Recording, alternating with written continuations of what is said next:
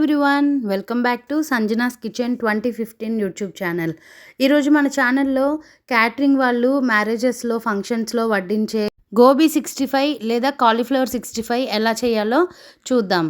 చాలా easy recipe అండి. ముందుగా ఒక గిన్నెలో నీళ్లు వేడి చేసుకోవాలి.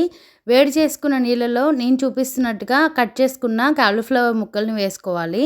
కాలీఫ్లవర్ ముక్కల్ని వడగట్టి తీసుకొని ఒక బౌల్లో వేసుకొని 4 స్పూన్లు మొక్కజొన్న పిండి, అదే కార్న్ఫ్లోర్, అలాగే 1.5 స్పూను శనగపిండి, 1 స్పూను కారం, చిటికెడు పసుపు, 1/2 స్పూన్ మిరియాల పొడి, సరిపడా ఉప్పు వేసుకొని ముక్కలు తడిసేలాగా కలుపుకోవాలి. జారుగా కలుపుకోకూడదు.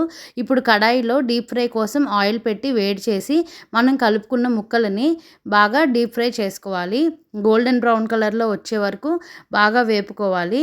కరకరలాడుతూ క్రిస్పీగా చాలా బాగా వస్తాయండి. ఒకసారి ట్రై చేయండి.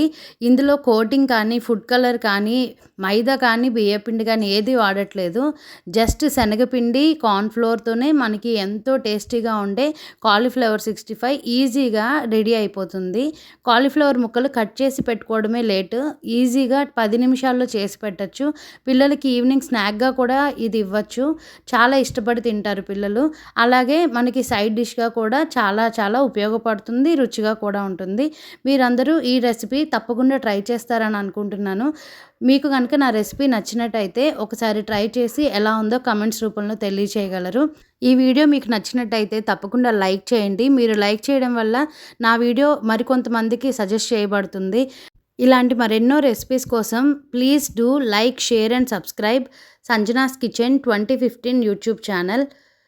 ఈ రెసిపీ ఎంతో సింపుల్గా వంట రాని వాళ్ళు కూడా ట్రై చేయొచ్చండి. ఎంతో రుచిగా వస్తుంది అండ్ చాలా సాఫ్ట్గా ఉంటాయి కాలీఫ్లవర్ ముక్కలు కూడా. Thanks for watching.